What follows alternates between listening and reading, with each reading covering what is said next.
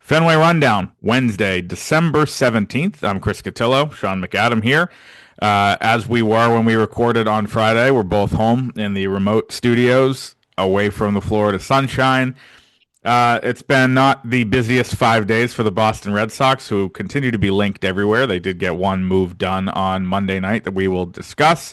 But in terms of the bats, the big market bats, all that type of stuff that we've been talking about really for the last 2 or 3 weeks, there hasn't been much movement, not just with the Red Sox, but kind of across the board, just to kind of reset what's happened the last few days on the hot stove, other than the weird Red Sox trade, which again we will get to. Not much in the movement in terms of some of the biggest names. If you're a reliever, it's been a good week. Luke Weaver, Brad Keller, Red Sox legend, both come off the board today. Tyler Rogers signed, Kenley Jansen, guys like that. Jorge Polanco, Merrill Kelly, a lot of guys other than Polanco that weren't really linked to the Red Sox. But that bat market, Sean, remains kind of untouched. Bregman's unsigned. Marte is not traded. Brendan Donovan, Wilson Contreras, all of these guys that we've been talking about, Paredes, remain available. So, as we sit here on December 17th, what has changed in your mind, if anything, about the Red Sox and their pursuit and what's next? Well, reading the tea leaves and talking to people around the game, you can't feel optimistic about Alex Bregman coming back to the Red Sox. Can't rule it out. Nothing's been decided, nothing's official, but there's a lot of smoke about Bregman receiving interest from the Arizona Diamondbacks, interest from other teams who are willing to go longer on deals to Bregman than the Red Sox seem to be. This is more of their reluctance to get into long-term deals for guys in their 30s. And I don't know how you play in the deep end of the free agent pool if you go in with a hard, set and fast set of rules like that, where you're going to almost automatically be outbid on any free agent of note in their 30s because you're trying to keep it to a year or 2 years or 3 years max. And for elite free agents, that almost never gets it done. Through a special set of circumstances, it did for Bregman last year with a very high AAV and, of course, the added attraction of the opt-outs. But when you are in a competitive bidding situation for a player who has interest from a number of teams, it's hard to think that the Red Sox are going to emerge victorious in any of these. And I wonder what the reaction is going to be. Actually, I don't wonder. I know what it's going to be. But this is almost a different case. This is not going out and trying to bring Schwarber or Alonso in, as much criticism as they took for those. To me, when you parade a guy like Alex Bregman around last year and talk endlessly from the manager to the front office to Sam Kennedy about how vital he was and the contributions he gave in the clubhouse and off the field and how this is the perfect fit. And then you seemingly really don't get into the mix when that player opts out and looks at free agency, then you have some explaining to do. And I think this one's going to, if it continues to track the way we think it is and he lands elsewhere, I think this one's going to be ugly and really blow up in their face from a PR standpoint. Yeah, I have a lot of thoughts. They're kind of all over the place. Yesterday on MLB Network, people thought I said it was likely that he was coming back. I don't feel that way.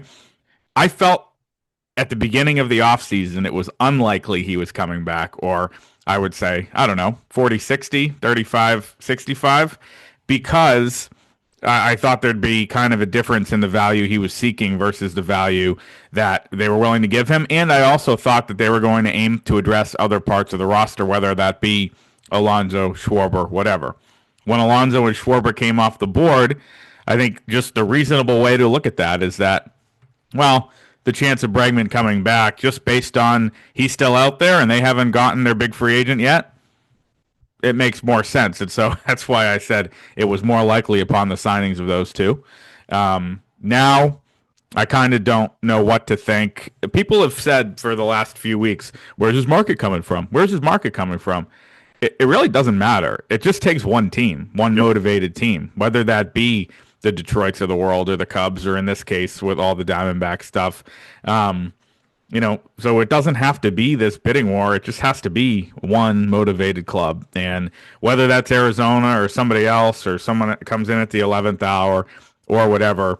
Yesterday was not a good tea leaves day, to put it kind of the way you did, with the stuff from Carabas, who's obviously very, very well plugged in on the Bregman front. From Red Sox stats, who talks to people with the Red Sox today, had a pretty interesting tweet about people with the Red Sox banking on him, and now they're getting nervous he's actually going to leave.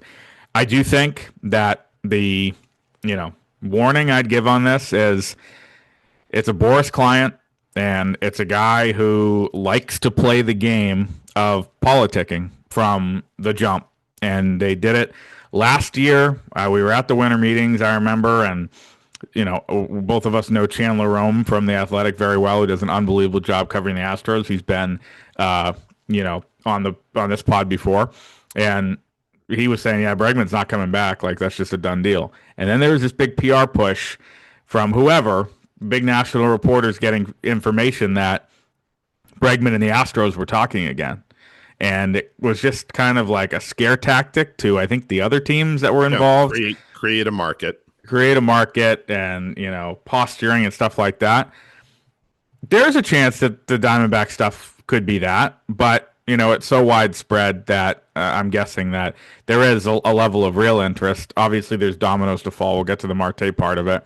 But I think, people look at things from a perspective of, well, at least they're going to get Bregman. And I think that was a fair way to look at it 3 weeks ago. And now, if they do go 0 for 3 on Schwarber, Alonso, and Bregman, they have to come up with something outside of the box, whether that's Marte plus or something else that's just off the board completely. Or it's just an immense failure, and they misread the market for their own player, which led to them, thinking of him as a fallback option for the two guys that, they already let go to other teams. So I believe I've said on here, and I've written it and tweeted it, that I would be really surprised if they don't end up with one of the Bregman, Schwarber, Alonso camp. Well, if that happened, I know, and I How feel you like feeling about that?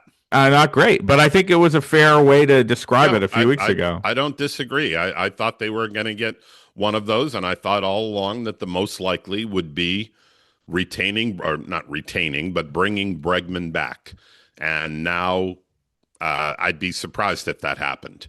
It's clear that he's either looking for or has a market for longer offers, and the Red Sox are staying true to their belief that they're not going to get into big money deals for guys in their mid to late 30s, which for someone who's going to be play next year at age 32, I think he turns 32 right around opening day.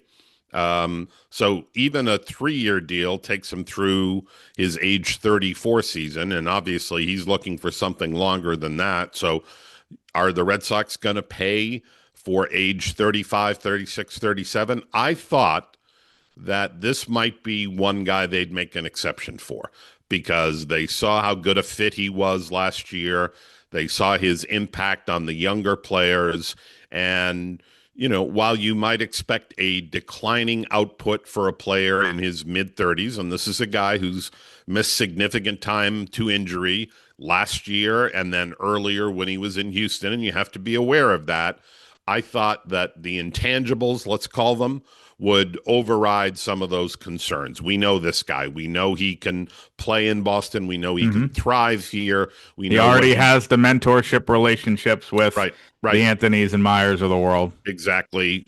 So in this one instance, we're going to make an exception to our rule and commit to somebody, beyond age 35. And, maybe we won't go 6 years, but we'll go 5 and an option, or some creative work with deferred contracts the way the last one was, maybe additional opt-outs. Who knows what it would take? But I thought this would get done. And I suppose we can't slam the door because he hasn't signed anywhere. And there are still almost 2 months before players report to spring training. But let's just say we're comfortable in saying it's not looking promising. Yeah, I wouldn't go that far because I'll make three quick points for close the loop on Bregman. I wouldn't go that far because of point number one, which is the misdirection last year was off the charts, not just on the Houston thing, but unlikely to go to the Red Sox. Like every which way, every turn, from the Yankees being in when they were just a billion different things. That it's especially a market, we know the agent, where you expect the unexpected. So that's part one. Number two, if the Arizona Diamondbacks are involved, they always have that inherent advantage with players where a lot of guys, including Bregman, live in Arizona. Obviously, he's from New Mexico, which isn't necessarily down the street, but they do border each other. Um, so that's something that lures players, and we've seen these free agent surprises because of that, from Burns to Madison Bumgarner to Zach Greinke 10 years ago. Um, and part three, just circling back to what I talked about with Alex Bregman in June. He's very, very careful about what he says. He knows how to play the game. Was in a lot of playoff interviews over the years in Houston. I said, how much of a priority is it on your next? He was basically, yeah, we'll talk. I mean, love to stay here. All the stuff you normally say. The one thing that stuck out, as I've said before, how much is at a priority for you to have a deal somewhere where you can call home for the rest of your career? And he got really serious, locked eyes, said, "Hey, yeah, it's a huge priority, very, very high priority."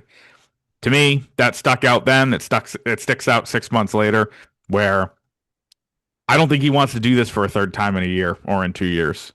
So this is it. Make your bids. He just, he earned a lot. He had an extension with the Astros right before that expired last year.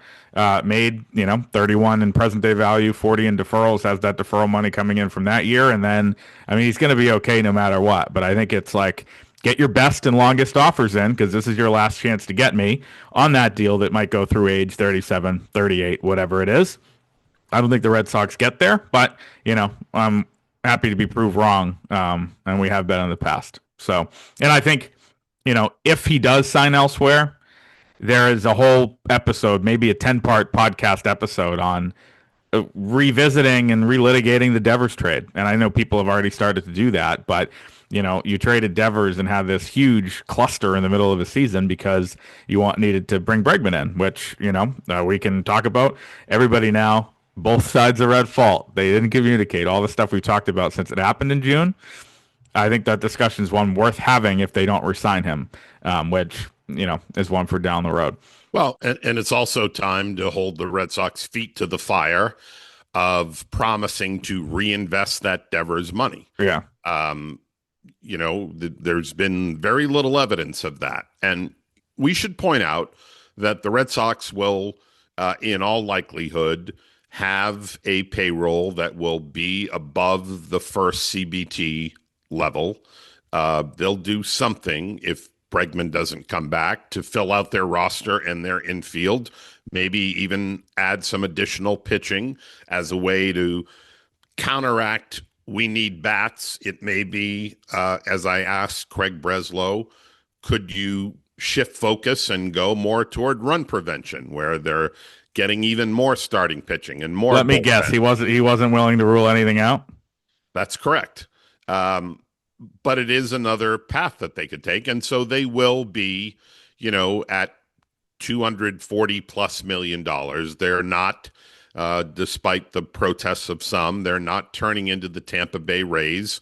They're not sub $100 million payroll. They're not even sub $200 million payroll. Yep. But the days of the Red Sox competing for the elite class of free agents and being in on virtually every big name and being in a serious, dedicated manner are, for the time being, seemingly over. Let's talk about one of those pitching options that you just touched on. Michael King, the guy that was linked again to the Red Sox. This would be, if you were still at the Providence Journal, this would be, talk about a wheelhouse pursuit, because he's a guy that is from down there, went Well, to high you're school. still at Boston College, so now the onus falls on you. That's a good point. Finals week, so it's very brave of me to take the time to do this pod and get away from my grading. But um, he's a guy, obviously, I've said, and we both said the local ties angle is a little overblown because at the end of the day, show me the money, right? Um, this is one to me, obviously there was different reporting that was out there over the weekend. I think it's a guy that they like, and he wants to be here because he of all the connections, and they'd like to pitch in Boston. At the same time, he might be holding out for them to get to a financial place that they're might not be wanting to do. And you can criticize them for that if you want to call them cheap, which they have a track record of being the last couple of years. But you know, to add him to the mix when you've already added Gray and Oviedo, neither a perfect acquisition. We've covered them, and give up the draft pick for a guy who declined the qualifying offer. I think for the Red Sox to seal this one, it would have to be the absolute right deal. It would have to be the perfect deal with Baltimore, with the Yankees, potentially the Mets also in the mix for this guy. I just don't. I could see the discrepancy between what the Red Sox are willing to do, considering everything else, being a big one from some of these teams that are, going to be more aggressive. I think the Orioles are probably kind of an in for a dime, in for a dollar type of thing, right? When adding, Alonso and Helsley and the guys they have. The Yankees had King before and like him. The Mets, they're adding a lot of pieces to make up for Diaz, and Alonso added Luke Weaver today. My guess is no here, but he would be a guy that, I think would be a fun story to cover in terms of a local guy, obviously, even though neither of us work for the Providence Journal anymore. And a guy who would, make them go from a pretty good rotation to probably an elite one. It's just I have a hard time seeing the value align. Again, might be proved wrong on that. Yeah, we know the famous you can never have too much starting pitching, and the Red Sox found that out the hard way last year at the end, where they're giving a game 3 winner go home start to a guy who had made what 3 major league starts 4. In the wild card round. So the depth is important, but at some point you're crowding out a lot of the prospects that you have spent a lot of time investing in and crowing about in the last year or so. I'm talking about people like, obviously, Tolley and Connolly early, along with, Drowan and Harrison and others.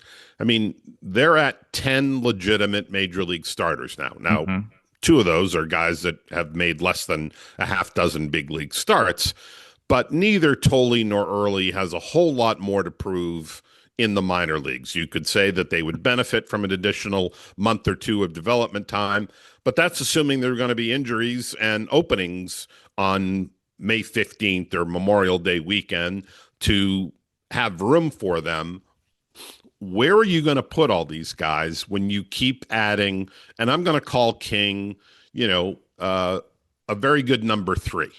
I don't think there have been times his good year with San Diego qualifies where he pitched like a number 2.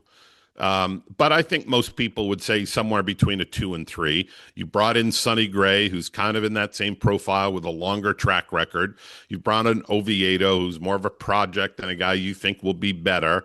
And then you're talking about Bayo and Crochet, and then all the kids, and I include Hunter Dobbins and people like that. You've got guys coming back from injuries that are going to need runway. I really question, as much as it's admirable to protect yourself and provide additional depth, at what point is too much too much? Yeah, well, there's the 8-man rotation. I mean, again, and that's just the way we've been phrasing it.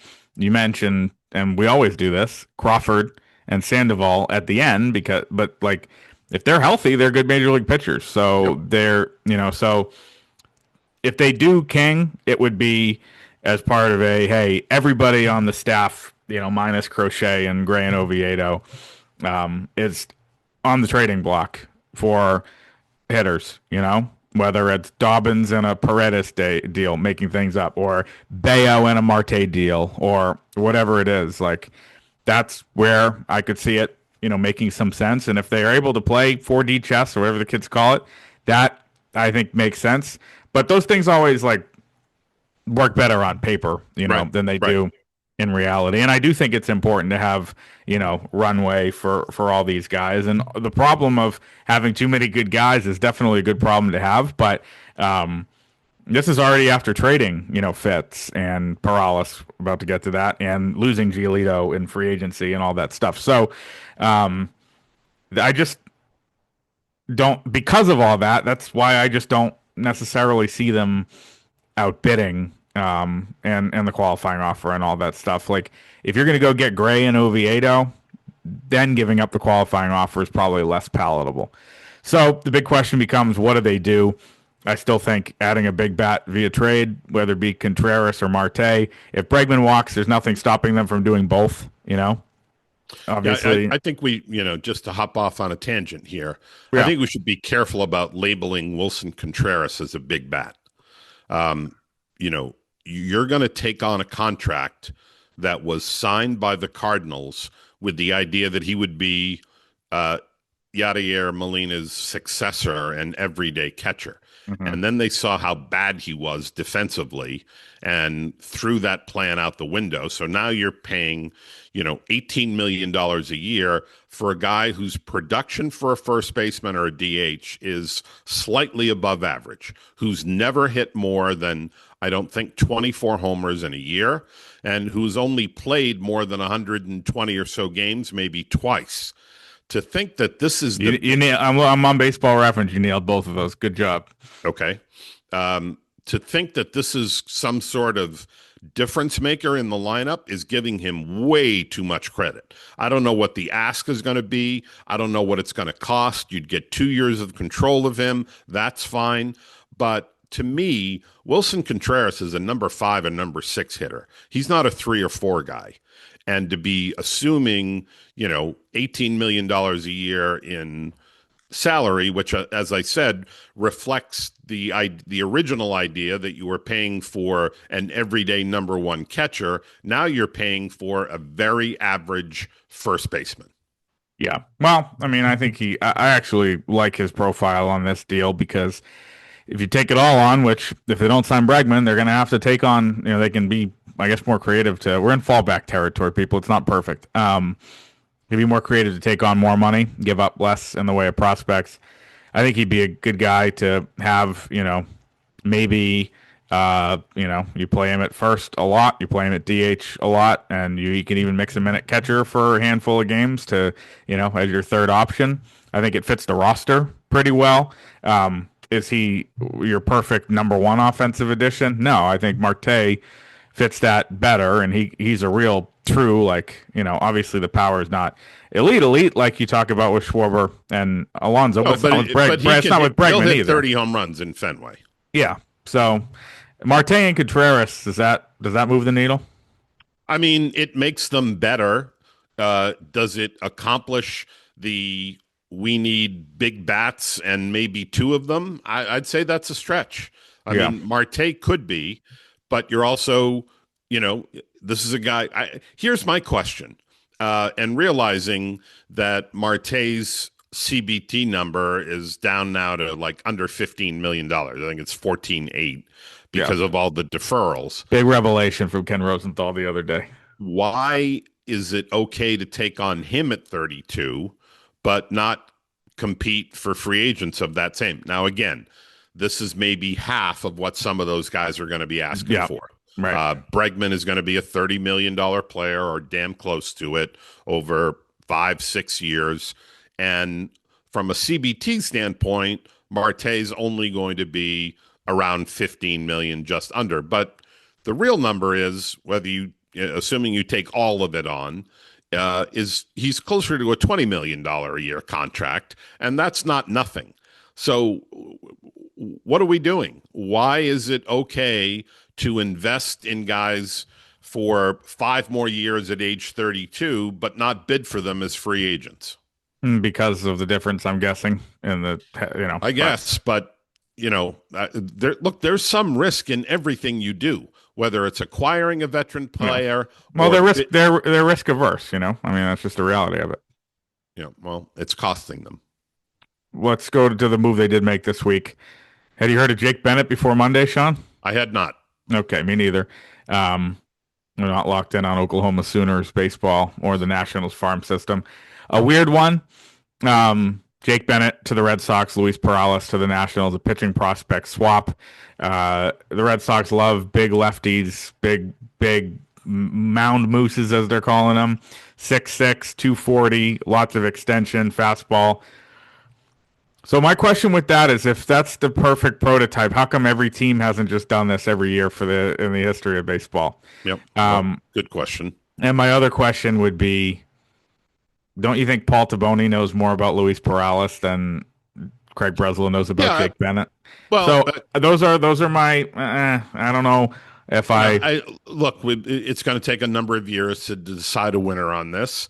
I think most of the people we have talked to came away saying this, that Perales has the higher ceiling and that Bennett has the higher floor. So if you're looking for contributions over the next 2 or 3 years, you're more likely to get what you think you're going to get out of Bennett, which is maybe a number four starter with a big frame and a durable guy who is a little bit more removed from his Tommy John surgery than Perales is from him, Mhm. but that Perales has a considerably higher ceiling. His stuff is much better. I mean, this is a guy who regularly hits 100. Bennett struggles at time to hit 95 with his fastball. So, left-handed, you kind of make allowances there. Normally, lefties don't throw as hard. This is a big guy that maybe you get him in the vaunted pitching lab and you get a few more miles an hour out of him. But it seems to be nothing more than we know what we're going to get with this guy. He might not have Perales' ceiling, but he's a little more projectable. And Perales has better stuff and could come back to haunt us, but we don't know if that's going to work out. So we're going to roll the dice here. I mean, at the end of the day, this is probably not going to be an impact on 2026. Maybe Bennett gets here in the second half and contributes, but it's going to take a long time to decide who wins this one. And I think an interesting point too, when you look at contractually with both guys, Perales, this is his final year that he can be optioned freely. Yep. So he'd have to be up in 2027 or exposed to waivers. When you're a rebuilding Nationals team, you have more room to do that.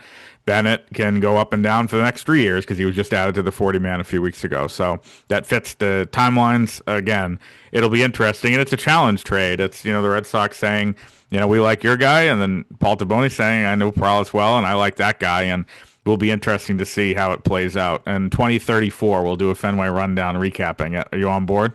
Sure. Schedule it now. Yeah, I will. All right. That's us for today. We'll be back one more time later in the week, unless there's an emergency podcast, but we cover the Boston Red Sox, so no promises there.